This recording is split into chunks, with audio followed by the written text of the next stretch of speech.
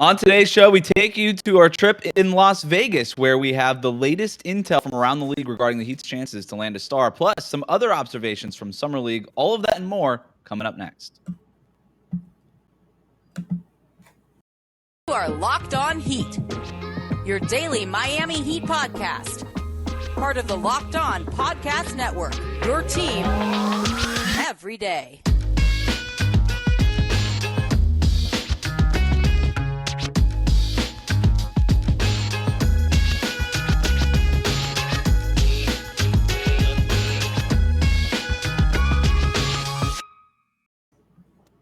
All right, welcome to Locked On Heat, your daily podcast covering all things Miami Heat. However, you may be tuning in on YouTube, Odyssey, your favorite podcast app. Thank you for making Locked On Heat your first listen every day. I'm Wes Goldberg here with David Ramil. Got a fun one for you today. We are back from Las Vegas finally. I know that David and I both had long trips back from Vegas to Miami, but here we are alive somehow after a rough trip back and a long few days here, but a lot to get into because you and I were talking to people at the arena, Thomas and Mack Center, during the Summer League games. We saw a Miami Heat Summer League game while we were there. Between talking to people, noticing things, observing things, all that stuff, this episode is going to be kind of a notebook dump of all the things that we kind of absorbed while we're there. And that includes stuff on Ben Simmons, some stuff on Sean Marks. But I want to start with this. And it's something that you and I talked about on yesterday's episode in regards to Miami's chance to get Kevin Durant, but it's worth bringing this up again. Talking to people in Summer League who are either affiliated with the Miami Heat organization or not, maybe adjacent or not even close at all. There is a belief that the Heat still believe they have a chance to land Kevin Durant. And that, to me, probably after the first half day to day or so, was the most surprising thing to me because it just sort of felt like everybody was writing off Miami. We would listen to national podcasts talk about how Phoenix could get Durant, how New Orleans or Toronto, what they'd be willing to offer to get KD. And then all of them just sort of blow off the Heat because it's just, quote, not going to happen. And yet the Heat never wavered. They still believe that they have a chance at Kevin Durant. Now, obviously, it means nothing. Nothing is done.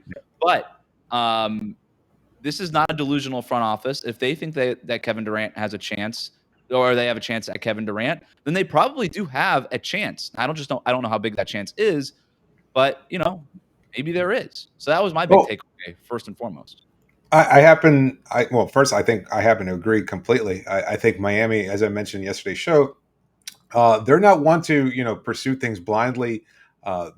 If there's this much buzz about Miami's interest and Miami's strong feeling that they can land Kevin Durant, or if their plan B perhaps in exchange for Donovan Mitchell, that's because they are strong believers that this is a realistic possibility for them, as well as it should. And I recall Miami's pursuit of Jimmy Butler too, when you had the Lakers, you had the Clippers, and Jimmy's strong connection to Paul George and others, and then of course you had the hometown team to play alongside the Houston Rockets, and everybody dismissing Miami's chances.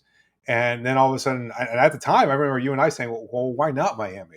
And having talked about for years about Miami and about Jimmy Butler and his strong adherence to work culture and everything else like that, that it seemed like a match made. I remember having a show at that offseason about like the potential superstar that Miami could acquire, whether it was Jimmy or Kawhi Leonard or anybody else. And I kept saying, it's Jimmy, because he just seems like such a perfect fit in Miami. And then everybody else kind of just disregarding Miami as a potential suiter. Yet here we are 3 seasons later, very clearly. You never write off the Miami Heat, and I think that's pretty clear. And I think that's something else that even, as to your point, as far as the buzz around Las Vegas, is that Miami always seems to find a way to get things done. And there's this kind of Machiavellian reputation that they've developed, but it's not necessarily, it's not underhanded. They pursue what they want. They see their player, and it's all about acquiring the best player to help them win now. And I think that's certainly Kevin Durant. So I think that's a good point. It's no guarantee, but they're steadfast in their pursuit. They are steadfast in what it is that they will offer, and they have a clear picture. And that, to me, is what always stands out with the Miami Heat, is how clear their picture is, how clear their path to player X or salary Y or whatever it is to get under the cap here or there. They executed their plan essentially to perfection so far, right? Mm-hmm. And people might roll their eyes. Well, what do you mean? They lost PJ Tucker. They let him walk away for nothing and all these things, and they are worse than they were. They are worse now than they were before. That was the plan. That was the plan. If PJ Tucker comes back for less money, great. That's fantastic. But that's it. They are steadfast in what they were going to offer, and they're not going to move off of their plan because of some sort of backlash or some emotional response. That's the thing that always stands out with the Miami Heat, and it's the thing that scares the crap out of other front offices. And it's exactly what you're sort of talking about. It's the reverence that you hear when talking to other people. The other thing that I'm gathering is that Damian Lillard isn't going anywhere, and that's not a lot of that is reflected in that 2-year extension that's about $60 million a year. So that's a big part of it. But even as sort of we anticipated that extension happening, it doesn't look like Damian Lillard is going anywhere. We don't have to spend a ton of time on it, but I just thought it was worth mentioning because it happened in Las Vegas, or while we were in Las Vegas, and it was sort of a guy that you and I have talked about in the past, and a lot of Heat fans have talked about in the past. So I thought it was worth bringing up. I Any will thoughts? say, I will say about Dame. Like, I think one of the conversations that's sort of been gathering steam is, is a title necessary? And I don't think it is. Like Dame can be happy without a title, and I think the conversation and something as an older fan of basketball in general, like I've seen that conversation shift mostly because of Michael Jordan, and it's really really unfair. Like, yes, you want to win a title, but unless you're in that moment of competing for a title, it's not necessarily as big a deal until Michael came around. And then all of a sudden the conversation shifted to like, you need to validate your career with not just one ring, but multiple rings, like the career of Charles Barkley, a fantastic player, Patrick Ewing, and Karl Malone, and everybody else. Like, it's unfair that the conversation has become that. And I don't think it necessarily needs to. Like, I mean, we're discrediting LeBron James because he's only won 3 rings and that he's missed out on a number of opportunities in the NBA Finals. That's ridiculous. Like, that's a very narrow perspective. Dame has become one of the greatest players in NBA history. He's getting paid a whole hell of a lot of money. He's won an Olympic title, like a gold medal, represented his country as admirably as he can, and he can grow and develop a strong tie to a city that he loves. That's a happy man who's done everything he possibly can. Who cares?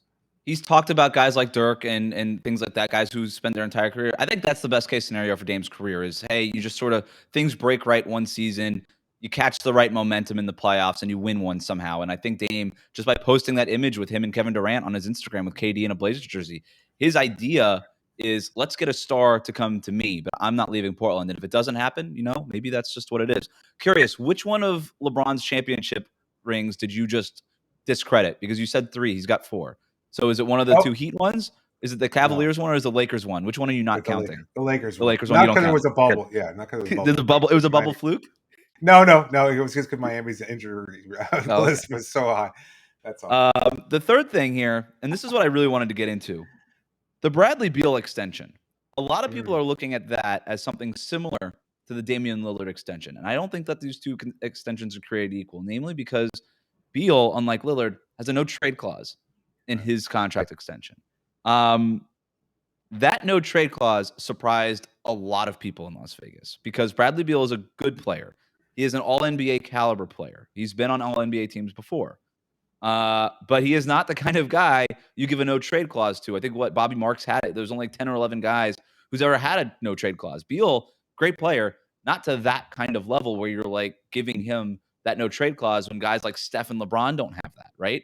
And so, to me, I think we need to rename the no-trade clause to the only if I get traded to Miami clause, because that's what I think it is. That's what I think it is. If you're a Heat fan that maybe got a little upset that Bradley Beal had a no-trade clause, and you're like, oh, now we're never going to get him. That's not how you should read it. The way you should read that is, if Bradley Beal ever leaves Washington, it will be because he is going to Miami. This is Bradley Beal's way to ensure I'm getting that $250+ million extension. And if one day I do want to leave, I'll get to the place I want to go, because the only way I'm waiving the no-trade clause is if I end up in Miami. Right. It's regaining player control. Like after being the subject of so much trade speculation over the last few years, and putting everything in Washington's hands, where they could field offers from multiple teams and wind up sending them to an even worse team than Washington. That's hard to believe, but it's a possibility. Now it's just like, no, you know what? I can control exactly where I want to go, and the power is in his hands. And at the same time, he's also getting paid. So you're absolutely right. It does certainly just create leverage that Bradley now controls over giving the power to Washington's front office, which hasn't always made the best and wisest decisions either, and certainly never included a player in that decision-making process the way other players have included. And I just asked John Wall about that. So, Yeah, and look, if you move Beal, a team like Miami does make sense, right? Beal, we know, can't be the best player on a winning team. We've seen him be the best player on a team, and they lose. Yeah. But I think he could be a really, really good number 2 or even a potential number 3. That's what we're going to get to next here. But first, today's episode is brought to you by Built Bar. From the people who invented healthy and tasty comes the latest gift to your taste buds. You've probably tried the amazing coconut brownie chunk Built Bar, but guess what? Your friends at Built Bar have given coconut brownie chunk the Puffs treatment. That's right. The coconut brownie chunk Built Bar flavor that you love in a deliciously chewy marshmallow covered in 100% real chocolate. It's like a fluffy cloud of coconut brownie goodness.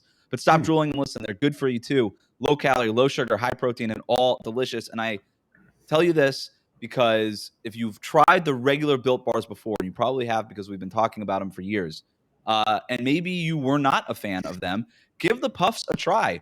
In fact, even if you love the regular Built Bars, give the Puffs a try. They are delicious. I love both. My fiance doesn't like the regular Built Bars. She loves the Puffs. We just ordered a whole box of the churro ones. We're going to have to give the coconut brownie chunk ones a try. All Built Bars are made with collagen protein, which your body absorbs more efficiently and provides tons of health benefits. Eat something that tastes good and is good for you. This is a perfect snack for after the gym or just a busy day. The best part about Built Puffs, of course, is that they taste amazing, but you can enjoy them guilt-free because they're actually good for you, and they're perfect. They are a perfect treat when you have a craving that you need to satisfy your sweet tooth for, and if you need a quick, healthy snack, they are an excellent source of protein. Delicious coconut-rich sweet brownie, creamy marshmallows. Stop fantasizing. Go to Built.com to order your box of coconut brownie chunk Built Puffs right now for a limited time. The offer is Built.com. Use the promo code LOCKED15 to get 15% off your order. Again, use that promo code LOCKED15 for 15% off at Built.com.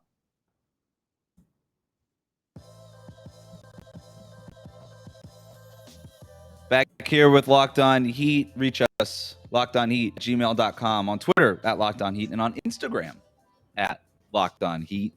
All right, we were discussing Bradley Beal before we went to break there.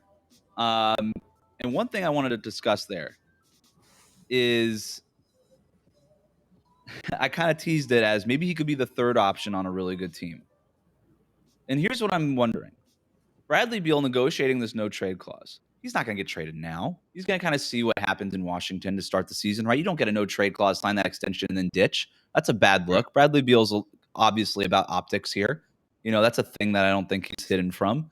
And so what if things go south in Washington, which probably looks like they will be because they haven't been going north anytime soon, anytime recently. If they're really, really bad by the deadline and they decide that they want to try to blow it up, Tommy Shepard in the group there, or Bradley Beal says, you know what, I did my best, I gave you my all, and we're 10 games under 500, I got nothing else left, and he tries to negotiate that no trade clause, or maybe it happens not before the deadline, but in the summer after this season, right, when enough time has gone by where it's now acceptable, because that's just the NBA we live in. You can sign an extension, it's still acceptable to demand a trade. The Heat have kind of two different windows here. We know that they're going after Kevin Durant and Donovan Mitchell right now. But even if they get one of those guys, they can't move Victor Oladipo, Dwayne Dedmon, Caleb Martin. They can't move those guys in a Durant or a Mitchell trade now. They can only trade those guys in mid-January, right? Because they just signed new contracts. Okay, well, we don't think even if this Kevin Durant or Mitchell situation goes into the regular season that it's going to go that far into the regular season. So if they get one of those guys and they're still able to basically stack $20 to $30 million in contracts with the Oladipo, Caleb Martin, Dwayne Dedmon stuff, is there a path for them to potentially go get Bradley Beal at the deadline? Now, I don't know what kind of draft picks it would take. I don't know what Bradley Beal's value is. I know this. It's a lot lower now than it was a couple of years ago, right?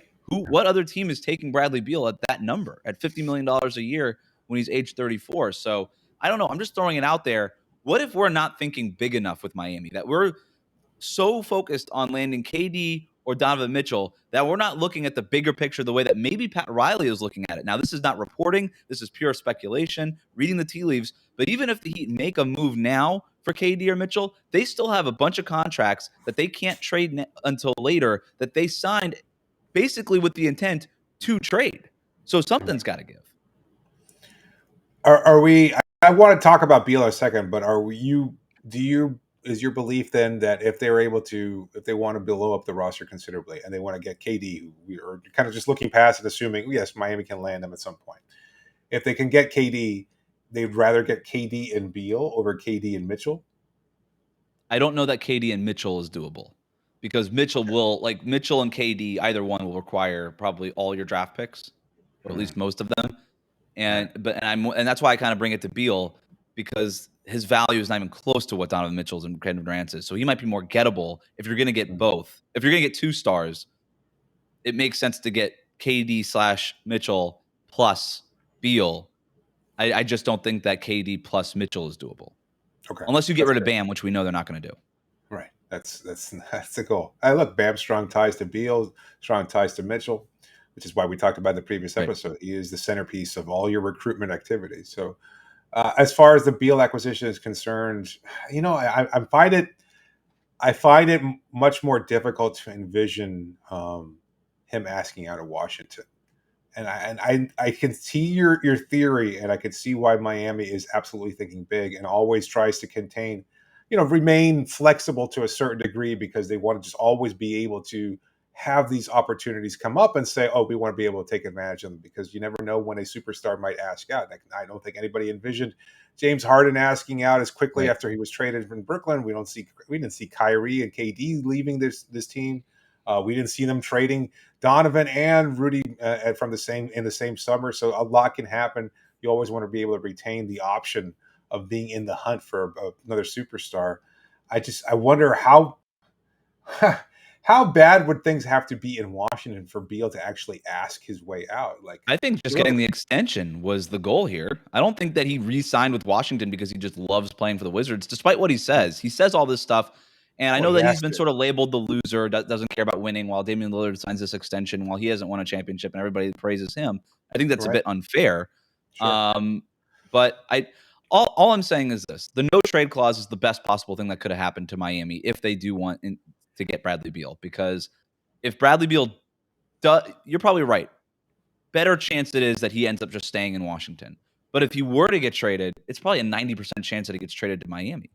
Because now, that trade clause is all of the leverage that the Heat need, right? Yeah. If you work it out with Bradley Beal behind the scenes, with Bam maybe playing, in between facilitator here or whatever,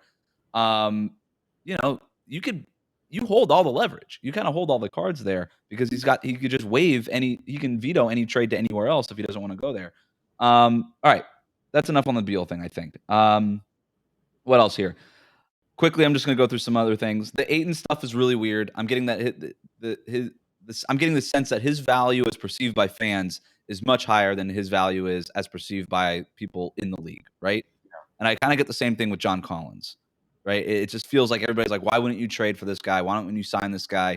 Why don't you pay this guy the max? It just it hasn't happened yet. The Ayton stuff is really weird, and nobody really knows what to make of it. So that's one thing on Ayton. You can just stop me whenever you want. No. I'm curious. I haven't heard anything about it. The Collins thing, I think I could see that. Ayton, I think he's still young enough where they see potential there. But I mean, both of them play alongside superstar guards, right, that make their job much easier. So I think that's a big part of it. It's you take them away, just similarly to what we talk about with Miami's free agents. It's how good are those free agents in Miami, and when you remove them off the roster, can they continue to function at a high level? I think that's kind of the perception about Ayton and Collins. The Lakers should be embarrassed. That's my other observation from Las Vegas. They just signed the sons of a bunch of players, and I know that Lakers fans are super happy about Scottie Pippen Jr. Good luck with that. If that's the savior to your franchise, have fun. If that's the guy that's getting you over the top finally. The Sharif O'Neal thing is just hilarious to me. He is not a good basketball player. That entire kind of harsh. The conversation about O'Neal I've seen is just kind of harsh. He's not a good basketball player. It's not a personal thing. He's just not very good. And even his dad said that. He shouldn't go to the NBA right now. He's not ready. Speaking of the Lakers, we did see Rob Pelinka and Bob and Sean Marks shaking hands, you and I, when we were at the Cox Pavilion, the smaller one of the two Las Vegas courts. I really wanted to get a picture of that and just tag it, done deal, for Kyrie Irving and Russell Westbrook. But they shook hands, and there was no deal after that. So it was just something I noted we should talk about. That's pretty much it as far as intel is concerned. I have some other Oh, no, the other intel was that Andy Ellisberg and Sean Marks met, but we talked about that on the last episode. But that was something that we had heard, and then we finally got pictures of it. It's out there. It's no longer sourced material. There's a photo of it on the internet. You can believe it. It exists. Quickly, big deal, little deal, no deal. I know we talked about it on yesterday's episode, but for those that didn't catch it, Ellisberg and Marks, big deal, Big deal. no deal, little deal, big deal. Without a doubt, big deal. I mean, look, GMs talk all the time. Like we just mentioned Pelinka and Marks, whether it was to discuss a potential trade or just kind of, you're shooting the blank about, different activities and different things. You're maintaining connections and relationships. That's what it's all about. Pat doesn't do this anymore, not to the same degree. Andy's still the guy. He's the one who's working the phones as much, and maybe Pat's more of the bigger picture guy. He's the one that puts it out there. And if he has to come in there and deliver the hammer, that he does. But the day-to-day grit of the work and everything else, that falls on Ellisberg. And he has done a phenomenal job being able to do that. So he's got his doesn't own get enough credit. He's absolutely not. Absolutely not. Last thing here. I know that we keep looking at the guys on the Heat Summer League as far as two-way contracts are concerned. They really like Marcus Garrett. I would not be shocked if he had the inside track now on a two-way deal.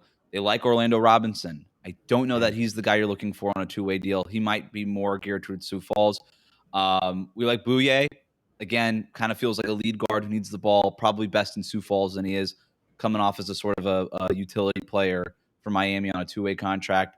And obviously, Javonte Smart and Michael Mulder have those two-way contracts. You get the feeling that at least one of them will be replaced. But don't sleep on Miami going outside of their own Summer League program because they had all their scouts there. They were doing a lot of scouting. They were watching a lot of games from other teams. If they think that there's another player that makes more sense on that two-way, don't sleep on that.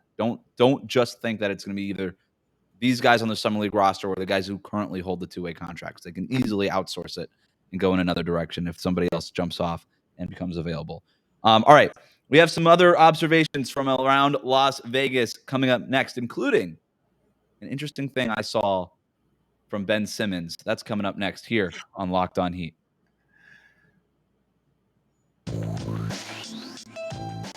Back here, Locked On Heat. LockedOnHeat@gmail.com, at Locked On Heat on Twitter, at Locked On Heat on Instagram. Subscribe, leave us a review, hit that button if you're listening to the podcast or watching on YouTube to follow us throughout the offseason when I'm sure we'll have much more on Kevin Durant, Donovan Mitchell, and all these kinds of fun things. But speaking of fun things, David, I just thought we could take a chance here and just discuss maybe some of the lighter things that we saw from Las Vegas, some of our lighter experiences and all these. And I'll start. Ben Simmons, one of the funniest interactions that I saw. So it was while you and I were at Cox Pavilion, the smaller one again. Mm-hmm. And what's really cool about Cox Pavilion is you are so much closer to the action. I mean, it's like it's a high school gym essentially. It's UNLV's practice court. It's very small, very much more intimate, and so you see and you hear a lot more. And I thought it was really cool. Jason Tatum walked right by you and I, and immediately fans from the stands rushing him. And it's really cool because fans sit like right next to executives and scouts and stuff. And they're right behind the court. And so these fans just rush to Jason Tatum, start begging him for autographs and photographs, right? And selfies and stuff like that. Tyler Herro on the other side, closer to Miami's bench, same thing. He shows up to the gym, kids just wanting Tyler Herro's autograph, selfies with Tyler Herro and all these things.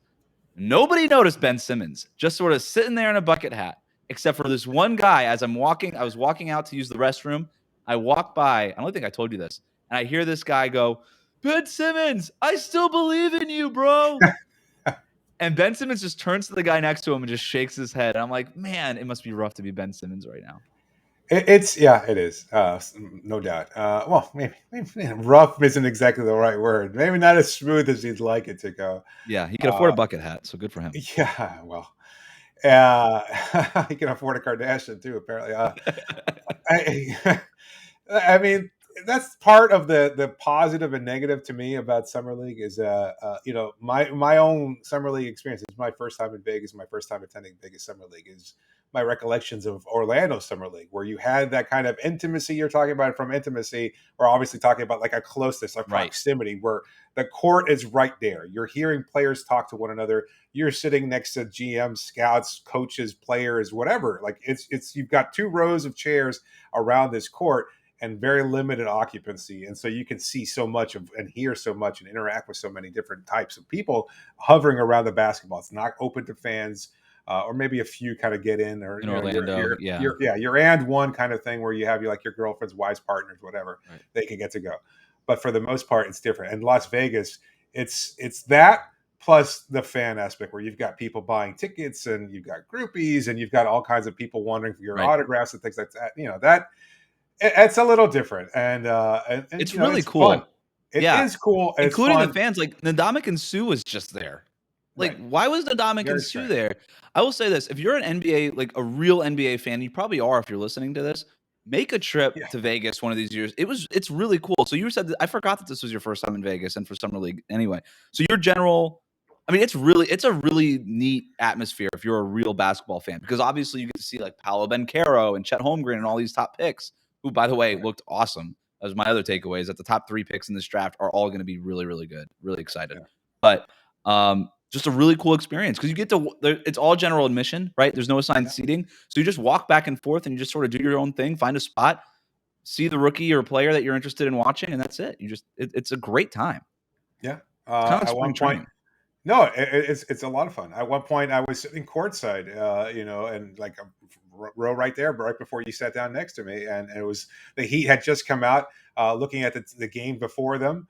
And Omer Yurtseven sits next to me, so you're kind of just shooting, and you're just talking to him about what he's looking at and everything else like that. It's these kinds of experiences that you very rarely get, to just to be able to sit down and talk to these guys and things of that sort, away from the game itself to some degree. And yes, it was as my first experience, and I do appreciate the fact that you can go see one game, kind of mull about, see what you need to see, go talk to whoever you want to talk to, then just cross the hallway, which is very, very packed, go to the other arena and see another game there and do the same thing. And maybe as media, we have much more access. Not much. Not really. Again, the proximity. Yeah, the proximity it's of everything. The only thing that we get that nobody else gets is like the post-game access, which is to players who probably aren't making the NBA anyway. So it's not as valuable as like regular season normal post-game access. Right. Yeah, that's a really good point. It's just sort of the same. Like, if you just buy a ticket to this thing, you have as good a chance as talking to Andy Ellsberg as you and I do. Like, you could just go up and talk to people. It's fine. And people do. Last thing here. If I am murdered by an NBA player, it's going to be Davion Mitchell, because for some reason, every place I went, Davion Mitchell was also there. I probably saw him behind me half a dozen times. So I'm just putting this out there on public record. If I get murdered by an NBA player, just Davion Mitchell, cops, Davion Mitchell is your first call. He's coming after me, pretty sure. Well, I mean, that's a hell of an assumption that you'd be murdered by an NBA player. Like, I mean, I think the first thing is that, well, I mean, I'm just saying, like, if you get murdered, I don't know that they have a clear indication that's an NBA player. It's like, what are they going to do? Leave a note saying, "Oh, and by the way, I did kill Wes because I am in the NBA," and then everybody goes, "He's going to leave his used sneakers right next to my dead body," and they'll know. What is this? A size 14? Has to be an NBA player. Mitchell. It's got to be David Mitchell. I'm just saying, if the cops find a size 14 sneaker or whatever size that he wears next to my dead body, just call him first. That's all I'm saying. Just call him first, see if his story checks out. Richard Jefferson, man of the people. Yes. I saw him I know that he did the whole referee thing and all that kind of stuff. Think of what you want about Richard Jefferson as an analyst. I kind of I like him sometimes I don't. Whatever. He's fine, I guess. But I saw him going up from the court all the way up to through the stairs to the top of the lower bowl. 3 dozen kids coming up to him, asking him for autographs and selfies, or mostly just selfies. He took a selfie with every single one of them. Maybe it's the proximity of Arizona to Las Vegas, where he went to college. I'm like, I kind of looked at it, I was like, Richard Jefferson's this popular? He hasn't been in the NBA for a long time. And he hasn't been good in the NBA for a really long time. So, like, I mean, Richard Jefferson would be the first one to tell you that. But we're not getting him on the podcast, that's for sure. Way to go, Wes. Maybe he would. He seems really friendly, even though I said that. He probably want to debate me on it. Richard Jefferson, man of the people, respect. Also, my final one here. The Heat players love Eric Spoelstra. Yeah. Love Eric Spoelstra. Spoelstra showed up to the practice the day before their game. All the days blend in together, so I'm sorry. I don't remember which day was what. I think it was Friday. Eric Spoelstra obviously not coaching the Summer League team. That's Malik Allen. But Eric Spoelstra shows up to practice. The practice is over. They start walking out of the gym at UNLV where they were practicing, and every single one of them was so excited to see Spo show up there. They were dapping him up, high-fiving, hugging him, all this stuff. The people who work on his staff, the people who work on the health and training, the medical staff, everybody. Yeah. Everybody loves Eric Spoelstra. I don't know that I've ever seen that before from other coaches. I've only been around a handful of coaches during summer league, like Steve Kerr and things like that. But Yeah. the players love Spo, and this is why he has this reputation right now when you talk to players who actually have played for him as a player-friendly coach, even though he works for the Miami Heat and the militaristic culture that they have, and everybody kind of associates Eric Spoelstra with Pat Riley. Pat Riley was not a player's coach. Eric Spoelstra is a player's coach, and they love him. I don't know about the Riley talk. Like I think like he pushes you, but I think that the ones that were, and I hate using this analogy or whatever, they'd be willing to go to war with Riley. They would do everything. Like Alonzo would still hang out with Pat. Magic would still hang out with Patrick Ewing, etc. Those kinds of guys that gravitated towards Riley. I think but they probably weren't like dapping him up and hugging him the way. Well, I don't think anybody was dapping up in 1980 when he was a coach of the Lakers. Nobody was. The dap was not part of. You know what I mean? Culture. Whatever the 80s equivalent of dapping was, I just shaking hands. I'll say this: Spo seems much more down to earth than Armani suit Pat Riley. Like Spo's walking in there in a pair of Jordans and a gold chain and basketball shorts. I don't know about that. Like we've kind of like embraced the whole Godfather image, and yes, that was a very, very well tailored image that was for the exterior there. But I think he was a player. Like he knows these guys better than anybody. He's been in the locker rooms. I think he's a guy that they could connect with a lot very differently. Fair enough. The version of Riley that we haven't seen. Disparagement to Pat Riley, but more of no, of course not. A credit to what's your most random player interaction or whatever? Was it just a Jefferson walking up the crowds there? From this summer league? No, it was Davion Mitchell trying to murder me. That's what it was. That is pretty random. So you saw him everywhere, like at a club, restaurant? I saw him half a dozen times. Oh, actually, I did go out to a club/party thing the last night I was there, and I just saw Jalen Suggs walking around. No. And it was not a place where NBA players were hanging out. It was mostly just like writers like you and I and podcasters. And he was just like, and there was just Jalen Suggs. I don't know what he was trying to do. Maybe he was trying to get an invite to the pod. I don't know. That was kind of random. Yeah. And Rui Hachimura. They were both there. Oh, wow. The Hachimura thing. That's not together. No. Oh, just both separately, just randomly showed up there. Yeah. It's just, this is another thing, like a big takeaway of like, you like any hotel, well, maybe not any hotel, like maybe the lower end ones, you're less likely to see an NBA player there. But like, if you're going to be at a high end hotel, maybe not the most high end, like there's a good chance that you're going to bump into an NBA player. Yes. And certainly at the arena too, like just maybe less than an hour after the Heat game, I saw Haywood Highsmith walking around just walking through the tunnel, like walking Concourse. through the crowds. Yeah. Like on his phone and a t-shirt. It's like, I know that guy. He just finished playing an NBA game just a second ago. Yeah. And he's like walking around and like nobody even notices him. I don't think anybody even realizes who it is. And it's just, that's kind of the hilarity of the They just sort of walk around and they're not being stopped all the time because these are summer league players. It's not, LeBron isn't walking through the concourse. Haywood Highsmith is. No, but there's even stars, like older stars too. Like maybe that's the whole thing. But like Isaiah Thomas was standing next to me for at one point.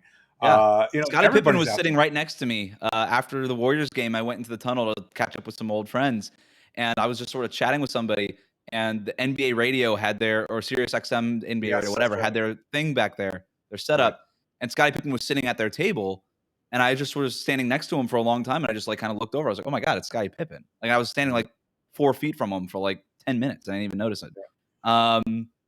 Let's see what else. I saw Corey Brewer sort of walking back and forth, but almost like he was trying to get people to notice him. That was kind of weird.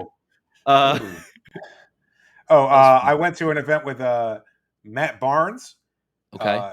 He's a really, really polished podcaster host. Like he's know really good. I like him.